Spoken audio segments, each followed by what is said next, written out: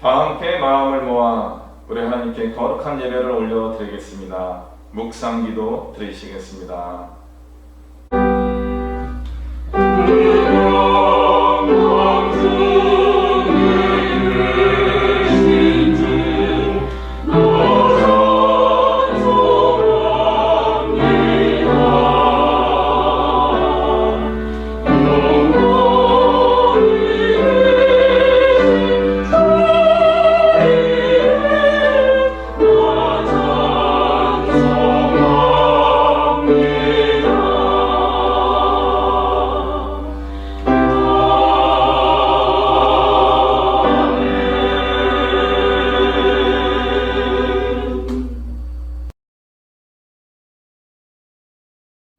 찬송가 216장 우리 하나님께 찬양하겠습니다.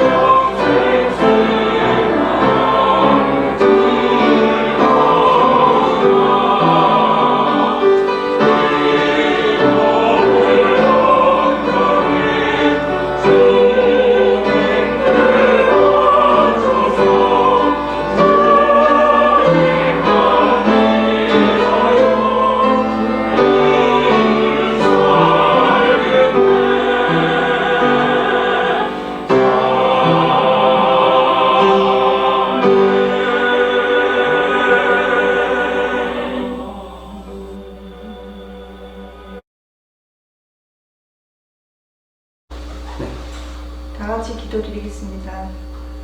거룩하신 하나님, 5월 넷째 주 하나님 앞에 나와 예배드릴 수 있도록 인도하여 주시니 감사합니다. 예배에 앞서 저희들 지난 한 주간을 돌이켜봅니다. 사람이 살면서 선을 행하는 것보다 나은 것이 없는 줄 알면서 다른 이틀로 악을 행함도 있는 줄 아오니 저희를 긍휼히 여기시어 저희의 죄를 용서하여 주시옵소서. 주님, 우리를 불쌍히 여기시고 말씀으로 우리의 연약함을 치유하여 주옵소서. 온전히 치유받고 변화된 삶으로 주님의 뜻을 따라 살아가게 하옵소서. 전 세계가 전염병으로 두려움에 떨고 있는 이 나라를 보호하신 하나님, 코로나19로 인하여 무너졌던 학업과 산업과 국가의 모든 기반이 주님의 은혜로 회복케 하여 주시옵고, 이 어려운 시국을 헤쳐나갈 지혜를 주옵소서.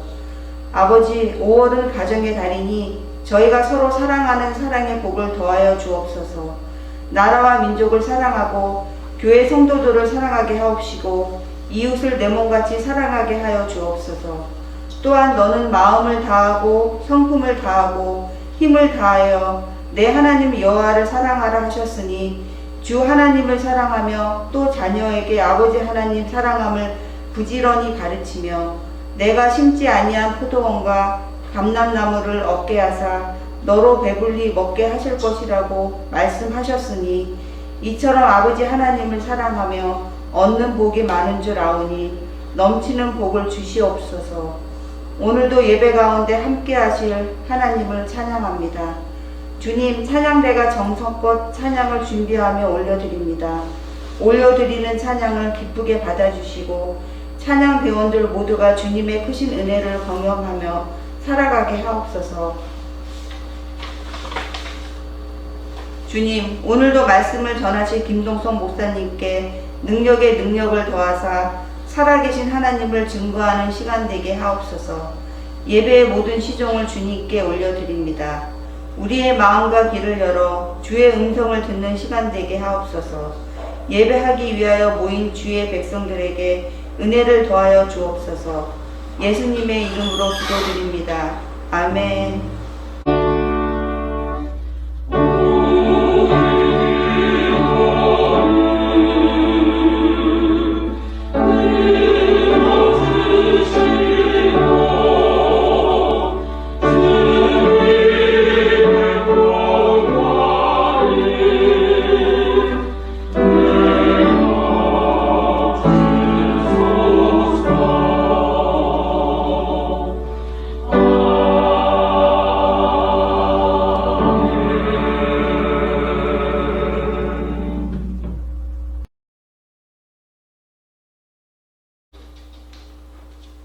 성경 말씀을 봉독합니다. 누가복음 11장 5절부터 13절까지의 말씀입니다. 제가 받들어 봉독하겠습니다. 또 이르시되 너희 중에 누가 벗이 있는데 밤중에 그에게 가서 말하기를 벗이여 떡 세 덩이를 내게 구워달라. 내 벗이 여행 중에 내게 왔으나 내가 먹일 것이 없노라 하면 그가 안에서 대답하여 이르되 나를 괴롭게 하지 말라. 문이 이미 닫혔고 아이들이 나와 함께 침실에 누웠으니 일어나 내게 줄 수가 없노라 하겠느냐. 내가 너희에게 말하노니 비록 벗됨으로 인하여서는 일어나서 주지 아니할지라도 그 간청함을 인하여 일어나 그 요구대로 주리라. 내가 또 너희에게 이르노니 구하라 그러면 너희에게 주실 것이요 찾으라 그러면 찾아낼 것이요 문을 두드리라 그러면 너희에게 열릴 것이니 구하는 이마다 받을 것이요 찾는 이는 찾아낼 것이요 두드리는 이에게는 열릴 것이니라.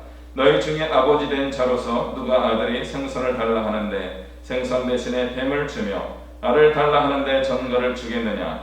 너희가 악할지라도 좋은 것을 자식에게 줄 알거든 하물며 너희 하늘 아버지께서 구하는 자에게 성령을 주시지 않겠느냐 하시니라. 아멘.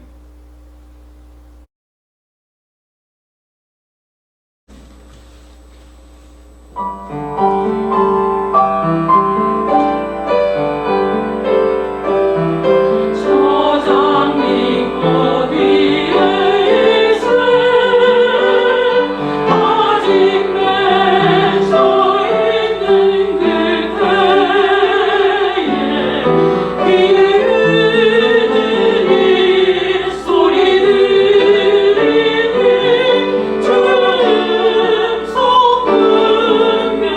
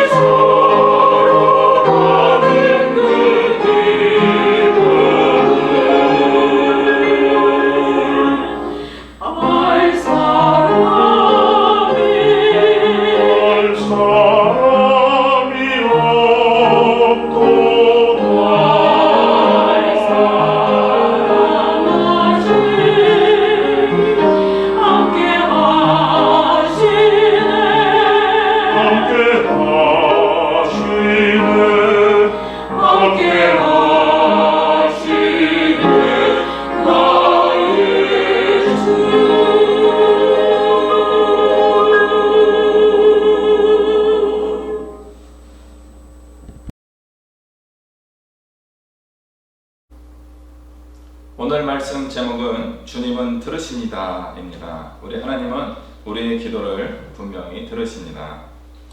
오늘 우리가 읽은 누가복음 11장 1절은 마태복음 6장 혹은 7장과 병행 구절로 구분이 됩니다. 그런데 마태복음 5장부터 7장까지는 산상순이라고 해서 예수님이 교훈적인 가르침을 주신 것을 모아놓은 그런 부분이지요. 거기에 6장에서 주님이 특별히 기도하는 것을 가르쳐 주십니다. 그래서 우리가 그 부분을 주기도문 혹은 주님이 가르쳐 주신 기도 이런 표현으로 우리 기도에 많이 사용하고 있습니다. 반면에 오늘 누가복음 11장은 제자들이 예수님께 기도하는 방법 좀 가르쳐 주세요 하고 여쭈면서 이에 대한 응답으로 기도하는 방법에 대해서 이야기해 주시는 것으로 나와 있습니다. 그래서 주님이 가르치신 특별한 기도뿐만 아니라 어떻게 기도해야지 되는지에 대해서도 기록되어 있어요. 그래서 여기는 11장에서는 주님 가르쳐 주신 기도와 그 다음에 구하라 이 말씀이 연결되어 있는데 마태복음에서는 6장에 주님 가르쳐 주신 기도가 있고 7장에 구하라 이 말씀이 들어있어서 좀 거리가 있습니다. 그래서 이런 것에 대하여 성경을 읽는 분들이 궁금증을 이제 갖게 되지요. 왜 다를까? 이렇게 생각을 하는 겁니다. 이런 차이 때문에 좀 고민하는 분이 계시기도 하고요. 또 어떤 분들은 이 차이를 전혀 구애받지 않고 신앙생활 잘 하시는 분들도 계십니다. 저는 이런 차이를 발견할 때 어떻게 할까요? 궁금하시죠? 저도 비슷합니다. 한편으로는 궁금해하고 고민하고 어떤 때는 좀 괴로워하기도 합니다. 그러다가 다른 한편으로는 하나님이 주시는 내적인 깨달음 속에서 자유를 얻고 믿음이 더욱더 굳세어지기도 합니다. 성경 말씀에 주님에 대한 의심을 하지 않는 것, 이것이 좋다라고 기록되어 있습니다. 의심하지 말라, 의심하는 것은 나쁘다 그런 뜻이죠. 그런데 좀 우리가 생각해 볼 필요가 있습니다. 의심 자체가 문제가 아닙니다. 의심을 하다가 신앙을 잃어버리는 것이 문제입니다. 그게 같은 거 아닐까요? 이렇게 생각하는 분들 계시죠? 그러나 의심 자체가 나쁜 게 아니에요. 의심하는 것은 확인이 되면 됩니다. 그래서 대표적으로 의심 많이 한 분이 베드로 선생님이세요. 우리 베드로 사도가 의심의 대장님이십니다. 아닌가? 귀신인가? 아리송한데? 이런 이제 생각들. 물론 베드로 말고도 다른 제자들도 그런 의심을 많이 했죠. 그럼에도 불구하고 그 제자들은 의심을 이겨내고 예수님이 가르쳐 주시는 확신 속에서 구체적인 믿음 생활을 할 수 있게 되었습니다. 그러므로 의심하는 것 자체가 문제가 아니라 의심을 함에도 불구하고 의심이 해소되면서 믿음이 더 굳세어지는 것이 소중합니다. 이렇게 말씀드릴 수 있어요. 반대로 성경 말씀을 충분히 읽지 않고 묵상을 깊이 하지 않는 분들이 어떤 경우는 좀 문제일 수 있습니다. 무조건적인 신뢰로 신앙생활하는 것 한편으로는 굉장히 소중하고 좋은 것입니다. 그런데 그분들이 성경도 안 읽고 성경을 깊이 묵상하지도 않고 자기의 신앙에 대해서 깊이 성찰하지 않는데 믿음이 좋다는 것은 어떻게 좋아진 겁니까? 저같이 말씀을 전하는 분들이 계속 좋은 이야기를 해줄 때 하나님의 말씀을 이야기해 줄 때 들음으로 믿음이 생기고 그 믿음이 굳세어져서 신앙생활을 잘하는 것입니다. 전통적인 방식입니다. 그런데 그런 분들 중에 종종 저 같은 사람들 중에 종종 잘못된 가르침을 주기도 합니다. 그리고 저만 하더라도 실수할 때가 자주 있습니다. 그러므로 제가 혹시나 잘못된 가르침을 주었을 때 우리 목사님이 주신 말씀이지 하고 그것을 붙들고 나간다면 어떤 일이 생기겠습니까? 듣는 신앙만 가지고 생활하다 보면은 좀 잘못된 신앙으로 발전할 여지가 있는 것입니다. 그러므로 나에게 어떤 복음의 메시지를 주는 분에 대해서도 성찰해야 되고요. 또 내가 받은 그 말씀에 대해서도 깊이 성찰할 수 있어야 됩니다.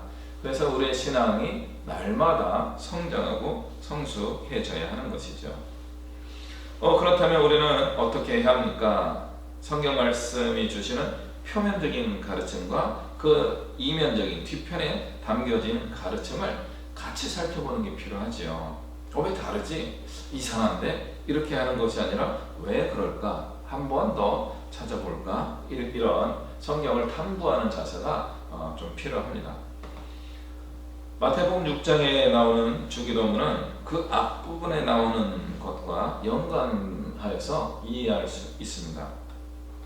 앞부분은 어떤 내용이냐면 골방에서 은밀히 기도하라 라는 가르침이 있었습니다. 말을 많이 해야지만 우리 하나님이 들으시는 것이 아니다. 정확하게 바르게 기도한다면 이미 하나님은 우리의 기도에 응답을 준비하시는 분이다 라고 가르쳐주고 계십니다. 그리고 그 기도의 완성은 마태복음에 의하면 다른 사람을 용서해 주는 겁니다. 주님이 가르쳐 주신 기도 다음에 주시는 예수님의 가르침이 무엇인가 하면 너희가 용서할 줄 알아야 하나님으로부터도 용서를 받는다는 말씀으로 기도에 대한 이야기를 정리해 주십니다. 그래서 마태복음이 주는 우리의 메시지는 뭐예요? 말을 많이 하지 말고 우리가 용서할 수 있는 사람이 되고 그런 신앙에서 기도 생활을 한다면 하나님도 우리를 불쌍히 여기시고 우리의 삶에 은혜를 베풀어 주실 것이다 하는 가르침으로 우리가 볼 수 있는 겁니다. 보여주기식 신앙이 아니라 진심에서 우러나오는 신앙생활을 해야 한다는 점을 강조하여 가르쳐 주신 것이 마태복음의 산상수훈의 가르침입니다. 거기에 비해 누가복음은 예수님의 제자들의 요청이 나옵니다. 주님, 우리에게 기도를 가르쳐 주십시오 라고 이야기해요. 거기에 상황이 두 가지가 들어있습니다. 한 가지는 주님의 제자들 가운데 계시면서도 기도하신 거예요. 그러니까 제자들이 주님을 이렇게 바라본 거죠. 기도하시는구나. 근데 왜 우리는 안 가르쳐 주시지? 이런 마음이 든 거예요. 또 하나의 상황은 뭐였습니까? 세례 요한이 제자들에게 기도를 가르쳐 준 것이 소문이 쫙 난 거예요. 세례 요한도 너희들 제자들에게 너희들 이렇게 기도하면 되겠다 하면서 기도 방법을 가르쳐 준 겁니다. 근데 예수님은 안 가르쳐 주시고 혼자 기도하신 거예요. 그래서 제자들이 기도 언제 끝나시나요? 예수님 기도 끝나셨죠? 드릴 말씀이 있어요. 우리에게도 기도를 좀 가르쳐 주세요. 이렇게 다가가는 것입니다.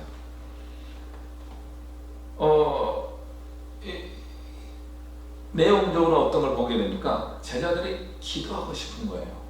그런데 기도하는 방법을 모르는 겁니다. 어떻게 기도해야 되고 무엇을 기도해야 되는지 잘 모르는 거예요. 기도의 필요성을 느꼈는데 어떻게 해야지? 그러면서 예수님을 보니까 예수님이 수시로 기도하시는 겁니다. 혼자 리트릿에서 물러가셔서 기도하시기도 하고요. 잠깐 새벽에 시간을 내서 기도하시고요. 또 제자들과 막 어울려 있는데도 저쪽에서 갑자기 혼자 또 뭐 어떻게 기도하시는 거예요. 그러니까 제자들이 그걸 본 거예요. 기도하시는 우리 선생님 예수님의 그 모습을 보면서 예수님께 뭐가 있구나. 우리도 배워야겠다 하면서 기도를 부탁한 겁니다. 세례 요한의 제자들이 부러웠던 것일 수도 있고요. 또 예수님의 모습에서 정말 기도를 제대로 배워보고 싶은 마음이 든 것입니다. 그 다른 의미로 얘기하면 예수님은 사람들이 많은 상황에서도 혼자 그 안에서 기도하시는 거예요. 리트릿해서 기도하셨을 뿐만 아니라 어딘가 물러가서 조용한 곳에서 기도하신 것뿐만 아니라 웅성웅성하는 사람들 모임 속에서도 기도하셨던 분이 예수님이십니다. 그래서 마태복음에서는 보여주기식 기도를 하지 말아라 하는 가르침이지만 누가복음에서는 예수님이 보여주기식 기도를 한 겁니다. 그러니까 보여주기식 자체가 나쁜 게 아니었던 거죠. 특별히 예수님의 경우에는 제자들에게 가르침을 주시기 위하여 좀 의도적으로 그리고 늘 진실하게 일관되게 기도하며 기도생활했던 그런 모델로 드러나신 겁니다. 제자들은 그 기도하시는 모습에서 분명히 무엇인가 큰 감동을 받은 게 맞습니다. 자기들 내면에 없는 그 무엇에 대한 갈망이 생긴 것입니다. 이것이 우리가 기도하게 되는 이유인데 그 순간에 어떻게 기도할 줄을 몰라서 당황하기도 하는 순간입니다. 바로 주님께 기도할 수 있는 가장 좋은 시간입니다. 언제요? 당황하고 간절한 마음, 어쩔 줄 몰라 하는, 어떻게 하지 하는 상황이 될 때가 바로 기도하기 가장 좋은 때입니다.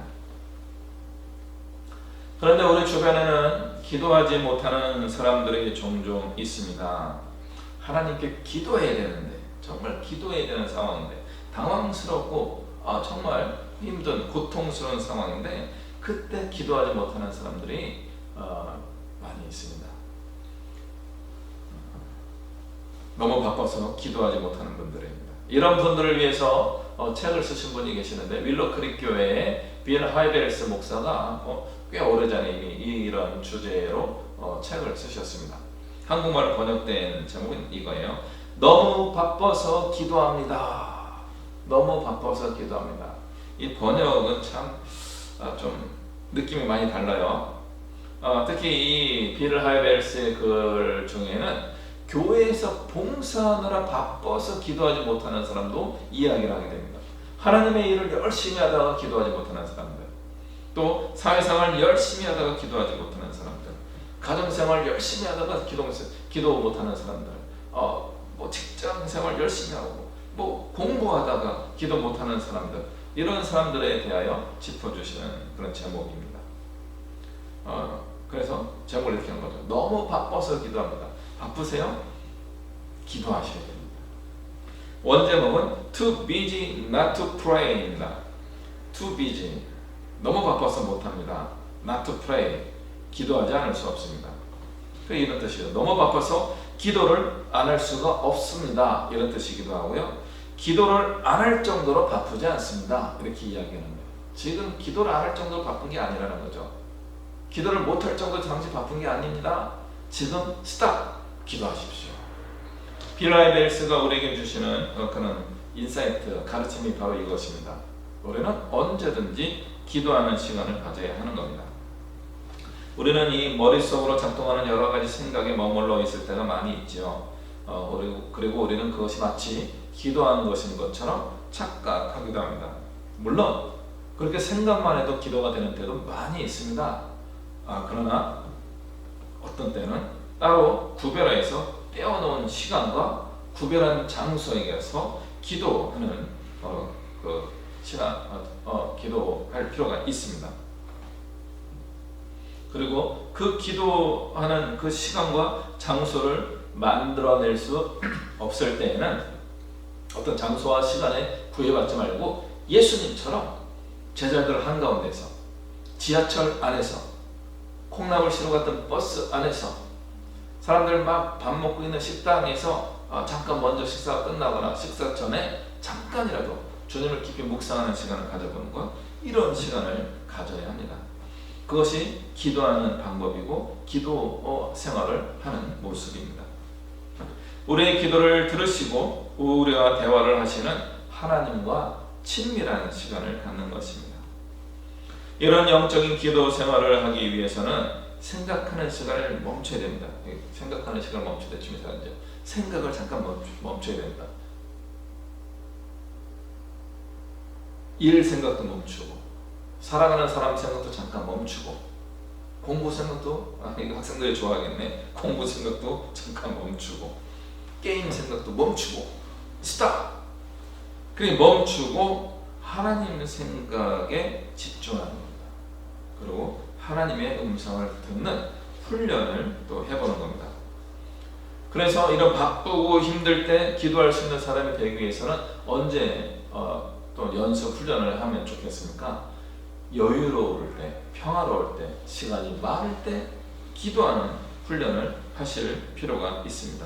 그렇게 될 때 정말 바쁘고 정신없을 때에도 too busy not to pray, 너무 바빠서 기도합니다 라고 하는 기도의 생활을 할 수 있게 되는 겁니다.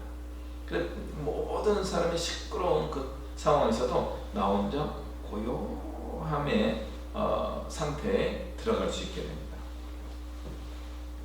그리고 그때 주님의 음성이 들리고 주님의 손길이 나에게 다가와서 동서가 가자 하는 그 주님의 인도하심을 받게 됩니다. 이것을 제대로 지키지 못하게 되면 작동하던 것들이 멈추게 될 수 있습니다. 막 분주하게 가는데 자동차가 망가질 수 있죠. 액시던트가 일어날 수 있어요. 기도의 타이밍인 겁니다. 아 어떡하지? 막 하는 게 아니죠. 요즘 굉장한 증후군 형성이 될 수 있는 게 뭐냐면은 핸드폰 증후군이에요. 스마트폰을 이렇게 어떻게 어디에 뒀는지 찾아내지 못할 때 막 불안하고 당황하는 그런 시대가 되었다고 합니다. 어쩌면 핸드폰이 망가질 수 있어요. 그때가 언제입니까? 기도해야 할 때일 수 있습니다. 심지어 회사의 중요한 프로젝트가 날아갔어요. 와 절망적이에요. 그때 뭐 해야 돼요? 기도할 상황이 될 겁니다. 어떨 때는 우리의 몸이 좀 어려움이 생길 수 있습니다. 어려움이 생기기 전에 기도해야 됩니다. 그런데 만약 어려움이 생기면 그때 기도해야 합니다. 조용히 주님을 만나는 연습을 하시기 바랍니다. 너무나 슬프고 힘들어서 기도하지 못하기도 합니다. 예수님의 제자들이 감난산에서 기도하실 때 그들은 슬픔으로 피곤해져서 기도하지 못하였습니다. 우리도 마찬가지입니다. 힘들고 고통스러울 때 기도하지 못할 수 있습니다. 그때 더구나 하나님을 향한 원망하는 마음이 막 생겨날 때 도저히 기도할 수가 없게 되는 겁니다. 그렇게 슬프고 분노가 생기는데 어떻게 기도할 수 있겠습니까? 그러나 그때에도 우리의 마음을 다스리고 기도할 수 있어야 합니다. 가끔 극동방송이나 기독교 텔레비전을 보다 보면 기도해 주시는 목사님 그런 프로그램 순서가 있어요. 전화로 목사님 저 이래요 하면서 기도 부탁을 하는 분들 그 프로그램 보거나 들은 적이 있습니다. 처음에 그런 방송을 보면서 제가 별로 좋아하지 않았습니다. 기도하지 못하는 사람들을 제가 이해하기 어려웠습니다. 근데 지금 이해합니다. 그렇게라도 대신 기도해 주는 목사님이 계시고 그런 방송 프로그램이 있으니까 얼마나 또 다행입니까? 전화 연결해서 저 이런 기도 제목 있어요. 아파요. 집에 어려움이 있어요. 이런 기도 제목을 나누고 목사님 기도해 주시니까 얼마나 감사하겠습니까? 그러나 생각해 보십시오. 그 경쟁률이 어마어마합니다. 한 30분 정도 프로그램이 진행된다면 과정에서 2분에 한 명, 3분에 한 명씩 하더라도 10명밖에 못해요. 1시간 내내 해도 최대 20명이에요. 그 정도 숫자 못합니다. 5명, 그 정도, 7명 그렇게 하고 프로그램이 끝나는 겁니다. 어떻게 기도해요 하는데 그렇게 경쟁하고 기도할 수 있겠습니까? 그런 기회를 가졌던 분들은 굉장히 은혜가 넘치겠지만 전화가 계속 통화 중인 분들은 얼마나 안타깝고 고통스럽겠습니까? 그럼 어떻게 해야 됩니까? 하나님께 직통 전화를 하면 됩니다. 내가 직접 하나님께 기도할 수 있는 겁니다. 우리 개신교에 놀라운 하나님의 은혜를 주신 게 바로 이거예요. 신부님을 통해서 고해하고 누군 사제를 통해서 하나님께 나아가는 것이 아니라 예수 그리스도 그 이름으로 내가 직접 주님 앞에 나아갈 수 있게 된 게 우리 개신교 종교개혁 이후로 우리에게 주신 하나님의 귀한 가르침인 거예요. 스스로 기도할 수 있는 겁니다. 다음날 극동방송에 전화하시겠습니까? 언제? 모레? 통화가 될 때까지 하시겠습니까? 그 열정이 있으면 지금 하나님께 무릎 꿇고 기도하십시오. 그러면 하나님이 우리의 기도에 응답하십니다. 너무 바빠서 또 너무 힘들어서 너무 즐거운 일이 많아서 기도하지 못합니까? 아니에요. 지금 기도해야 할 타이밍입니다. 우리가 기도하면 하나님은 우리의 기도를 들으십니다. 들으시는 하나님입니다. 오늘 본문 말씀을 잘못 읽으면 하나님은 마치 밤에 잠자다가 깨어난 이웃집 친구 같다고 오해할 수 있어요. 뭐야 귀찮게. 하나님은 우리의 기도에 대하여 그렇게 귀찮아하시는 분이 아니십니다. 내용을 다시 한번 자세히 보세요. 옆집 친구네 집에 문을 두드린 이유는 뭐예요? 급한 필요가 생겼기 때문이죠. 먼 지역에서 온 친구를 위하여 마치 옆집에 있는 사는 친구하고는 잘 모르는 그런 나의 정말 대접하고 싶은 친구가 왔을 때 우리 집에 정말 베풀 만한 그 식사 준비가 되어 있지 않아서 예의를 차릴 수가 없어서 옆집에 한밤중에 문을 두드리는 겁니다. 친구야 좀 줘. 예수님의 가르침이 뭐예요? 친구이기 때문에 주지 않는다고 할지라도 간절히 문을 두드린 것 때문에 귀찮았어라도 그 친구는 줄 것이다. 그런데 우리 하나님은 그런 분이 아니시다 이겁니다. 하나님은 우리의 기도를 귀찮아하지 않으십니다. 우리의 기도에 가장 빠르게 응답해 주시는 분이 바로 하나님이십니다. 그래서 그 이후에 예수님 주시는 거죠. 구하라, 찾으라, 두드리라. 이 말씀을 주시는 겁니다. 구하라, 이게 뭐예요? 에스크, 요청하라는 거예요. 간구하라는 거예요. 간청하라는 거예요. 요구하라는 거예요. 하나님께 주세요라고 하는 기도라는 거예요. 주십시오라고 기도하는 게 꼭 나쁜 게 아니에요. 좋은 기도 중에 하나입니다. 그럼 주님이 주십니다. 그 다음에 seek, 찾으라. 막 찾는 거예요. 하나님을 찾는 것이고요. 하나님이 원하시는 것을 계속 찾아가는 거예요. 그러면은 발견하게 됩니다. 그럼 문을 두드리는 겁니다. 언제까지요? 열릴 때까지 두드리는 것입니다. 내가 요청하고 살피고 두드리게 될 때 일이 이루어집니다. 가만히 앉아서 기도하는 것도 가능하고 그 훈련도 굉장히 중요한 기도 훈련입니다. 그런데 우리의 기도는요, 또 한 가지는요, 움직이는 겁니다. 움직이는 것. 제가 최근에 이것을 많이 다시 한번 깨닫고 이 움직이는 기도의 삶을 지금 열심히 훈련받고 행동하고 있습니다. 그러면 그 기도에, 우리의 기도에 응답하시는 하나님은 어떤 분입니까? 악인도 자기 자녀가 생선을 달라고 하면은 뱀을 주는 것이 아니라 그 생선 달라고 하는 것을 주는데, 하물며 우리 하늘아버지께서 자녀들의 기도에 어떻게 응답하지 않겠는가? 응답하신다 라고 말씀하십니다. 그리고 굉장히 오묘한 말씀을 오늘 우리에게 주십니다. 구하는 자에게 성령을 주시지 않겠느냐. 오늘 기도에 대한 가르침의 마무리가 굉장히 황당합니다. 구하라, 찾으라, 두드리라. 구하는 자에게 성령을 주신다 하는 말씀으로 마무리하게 됩니다. 그 말씀 우리가 좀 이따가 더 살펴보도록 하겠고요. 우리가 구하고 찾고 기도하는 사람이 되면 성령 충만함을 이루게 되어서 이제부터는 어떻게 우리는 신앙생활하게 됩니까? 기도하는 게 마치 숨 쉬는 것과 같은 신앙생활을 하게 됩니다. 그리고 모든 일에 형통함을 누리는 그런 기도의 사람이 되는 것입니다. 이제 우리는 요한일서 5장 14절 15절에 나오는 말씀을 다시 한번 기억해 보아야 합니다. 그를 향한 우리의 담대한 것이 있는데 그것은 주님의 뜻대로 무엇을 구하면 주님이 들으신다는 것입니다. 우리가 무엇이든지 구하는 것을 주님이 들어주십니다. 그러므로 우리는 구한 그것을 얻은 줄로 압니다. 얻은 줄로 압니다. 얻을 줄로 압니다. 얻을 줄로 압니다. 미래형이 아니고요. 얻은 줄로 압니다. 과거형이에요. 놀라운 믿음의 고백입니다. 우리의 미래는 과거형입니다. 이미 이루어진 겁니다.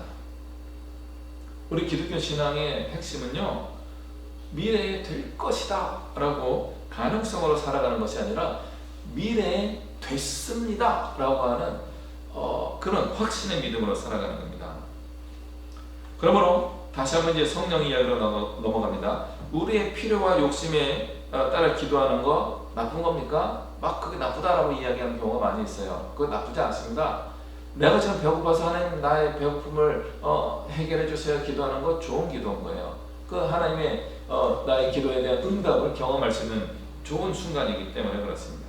그러나 조금 더 넘어가서 내가 이타적인 삶을 살겠습니다 기도하는 거 좋은 것 같습니까? 좋은 것 같죠? 그렇게 좋은 건 아닙니다.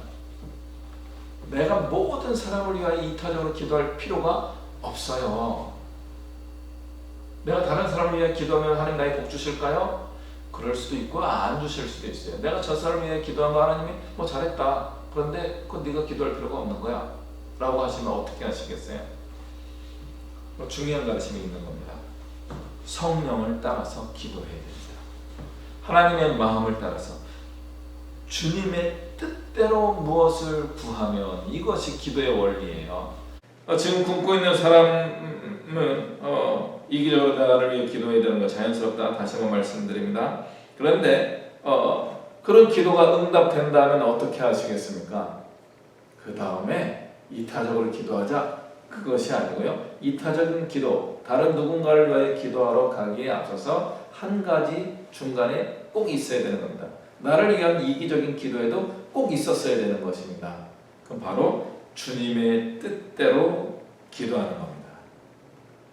주님의 뜻대로 기도하는 것. 그래서 성령을 따라 기도하는 것, 이것이 필요합니다. 나의 기도, 이기적인 기도가 응답된 다음에 많은 사람들이 다시 그냥 하나님 없이 이기적인 삶, 자기중심적인 삶을 살아가는 경우가 굉장히 많이 있습니다. 그때 또 하나님 찾으시죠. 그런 사람으로 살지 말았으면 좋겠습니다. 지금 이 순간 늘 하나님이 원하시는 그 뜻을 따라 기도하는 사람이 되어야 합니다. 항상 기뻐하라, 쉬지 말고 기도하라, 범사에 감사하라. 이 말씀을 우리는 이루어야 합니다. 항상 기도하는 삶을 살아가는 것은 방법은 한 가지예요. 성령 충만한 삶을 살아가면 됩니다. 성령 충만한 삶을 살면 항상 기뻐할 수 있고요, 쉬지 말고 기도할 수 있고요, 모든 일에 감사하는 삶을 살 수 있게 됩니다. 우리의 기도가 이런 성령 충만한 삶을 가운데 이루어지는 기도가 되어야 합니다. 그럼 어떻게 돼요? 이타적인 삶을 살 수 있다는 거죠. 우리가 전 세계에 있는 모든 인류를 위하여 헌신할 수 없어요. 우리는 예수님이 아니기 때문에 그렇습니다. 그건 예수님이 이미 다 하셨어요. 그럼 우리는 어떻게 해야 됩니까? 하나님이 부여하신 영역만큼 하는 겁니다. 한 달란트면 한 달란트만큼, 두 달란트면 두 달란트만큼, 5달란트면 5달란트만큼 사명을 감당하면 되는 겁니다. 그렇게 하기 위해서 어떻게 해야 돼요? 성령 충만해야 됩니다. 성령 충만하지 않으면 5달란트 받아놓고도 나무 아래 구덩이를 파서 묻어두는 사람이 될 겁니다. 성령 충만한 사람이 되면 1달란트일지라도 그것을 가지고 하나님이 기뻐하시는 사명을 감당할 수 있게 됩니다. 이타적이려고 노력할 필요가 없어요. 그렇게 살면 얼마나 힘듭니까? 그럼 우리는 어떻게 해볼까요? 하나님이 원하시는 뜻대로 기도해 보면 됩니다. 하나님이 원하시는 뜻이 무엇입니까? 주님 가르쳐 주십시오 라고 기도하게 되면 내 안에 계신 성령님이 가르쳐 주세요. 예수님이 가르쳐 주신다는 겁니다. 성령을 달라고 간청한다면 하나님이 사랑하는 자녀에게 성령을 주시지 않겠는가? 오늘 누가복음 말씀의 결론 부분을 우리가 꼭 붙잡아야 됩니다. 우리는 기도하는 사람이에요. 들으시는 하나님, 그 하나님께 기도하는 사람이 되기 위해서는 성령을 따라서 기도하는 사람이 되면 되는 것입니다. 하나님이 내 안에 나를 위해, 그리고 하나님의 뜻을 위해 기도할 수 있는 생각을 계속 공급해 주실 것이기 때문에 그렇습니다. 그러면 기도가 정말 잘 될 것입니다.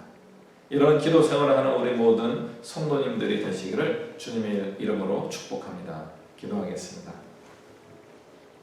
사랑과 은혜가 충만하신 하나님, 우리가 하나님을 믿고 주님이 우리의 필요를 공급해 주신다는 믿음으로 기도하는 삶을 살게 하여 주옵소서. 우리가 하나님의 마음을 따라서 기도하며 살아가게 하옵소서. 성령 충만함을 이루어 주옵소서.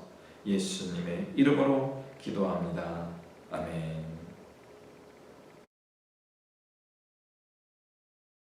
찬송가 337장 우리 찬양하겠습니다.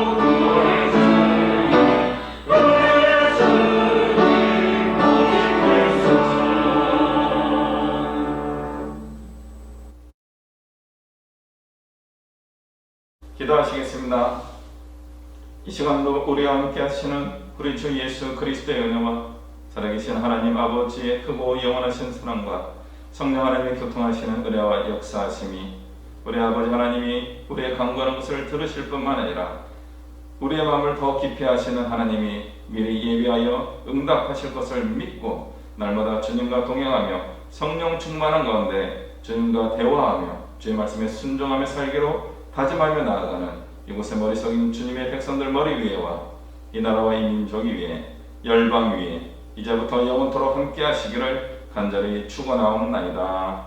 아멘.